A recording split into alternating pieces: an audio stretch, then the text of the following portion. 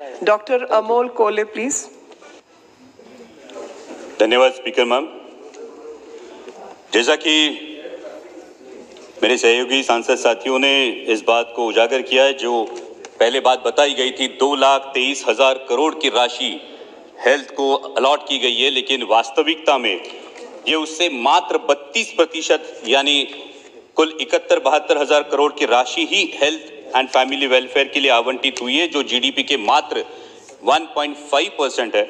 और कोरोना की महामारी में हेल्थ सिस्टम की खामियां उजागर होने के बावजूद इतनी कम राशि आवंटित होना, केवल 1.5% मिलना, ये निश्चित ही दुर्भाग्यपूर्ण है। देश में 22 एम्स के निर्माण की जो घोषणा हुई है, उसके लिए मैं सरकार का अभिनंदन करता हूं, लेकिन उसी के साथ सरकारी अस्पतालों के निर्माण में ज्योग्राफिकल डिस्ट्रीब्यूशन के साथ साथ पॉपुलेशन डेंसिटी का निकष भी विचार में लेना चाहिए और जनसंख्या के प्रमाण अनुसार सरकारी अस्पताल बनवानी चाहिए। स्पीकर मैम, हमारे देश में हर साल सड़क दुर्घटना में 1.5 लाख लोगों की मौत होती है और 4.5 लाख लोग अपाहिज हो जाते हैं, और जिसमें अधिक संख्या में युवा तथा मध्यम वयीन लोग होते हैं। और हर रोड एक्सीडेंट में सबसे अहम होता है ट्रीटमेंट इन गोल्डन आवर। इसलिए मैं मंत्री जी से गुजारिश करूंगा कि देश के हर हाईवे पे हर 50 किलोमीटर की दूरी पे एक अत्याधुनिक ट्रॉमा केयर सेंटर बनाया जाए, जिससे कई जानें बच सकती है।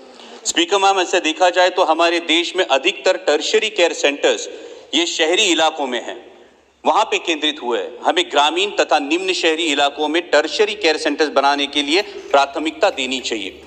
आदरणीय मंत्री जी से मैं अनुरोध करूंगा कि मेरे चुनाव क्षेत्र में शिरूर लोकसभा मतदार संघ में हम प्राइवेट पब्लिक पार्टनरशिप और सीएसआर की सहायता से एक इंद्रायणी मेडिसिटी नामक प्रोजेक्ट की पहल कर रहे हैं, जिसमें 9 सुपर स्पेशलिटी अस्पताल और अत्याधुनिक डायग्नोस्टिक सेंटर्स है, जो निम्न शहरी इलाके में है।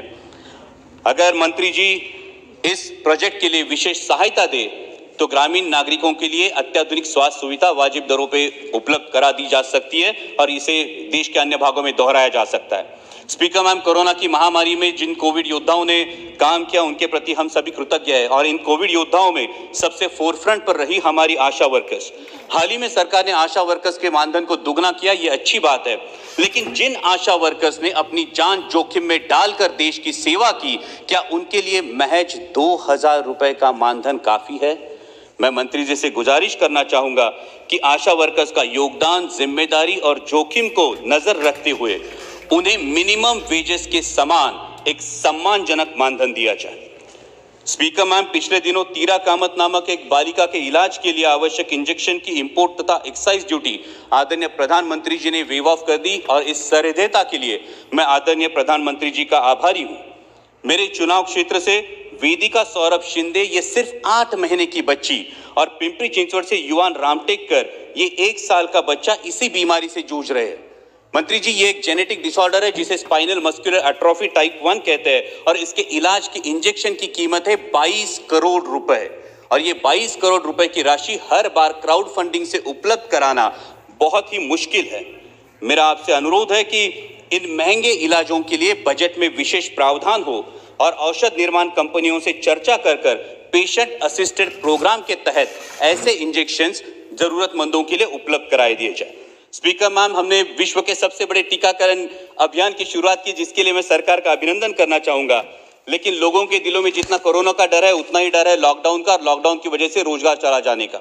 इसलिए ऐसे राज्य जैसा महाराष्ट्र, जहां पे कोरोना की दूसरी वेव दस्तक दे रही है, वहां 18 साल से ऊपर आयु वाले व्यक्ति को जो वर्किंग फोर्स हो, उन्हें वैक्सीन ऑन डिमांड मुहैया कराई जाए, ताकि दोबारा अर्थव्यवस्था आहत ना हो।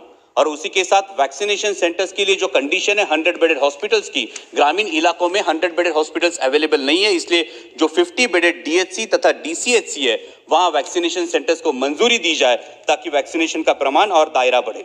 मौजूदा निकषों के अनुसार स्पीकर मैम, महाराष्ट्र को अभी 3,54,00,000 वैक्सीन डोसेस की आवश्यकता है, लेकिन अभी तक सिर्फ 65,49,000 ही डोज सप्लाई हुए हैं। हर हफ्ते की मांग के सिर्फ 25% डोज महाराष्ट्र को मिलते हैं। हम बाकी देशों को वैक्सीन भेज रहे हैं, वाहवाही बटोर रहे हैं, दूसरों की सहायता करना निश्चित ही अच्छी बात है, लेकिन हमारे छत्रपति शिवाजी महाराज ने हमें सिखाया है, ज्याचा बाले किल्ला मजबूत त्याचा गड सुरक्षित, आणि ज्याचा गड सुरक्षित त्याचाच मुलुक सुरक्षित।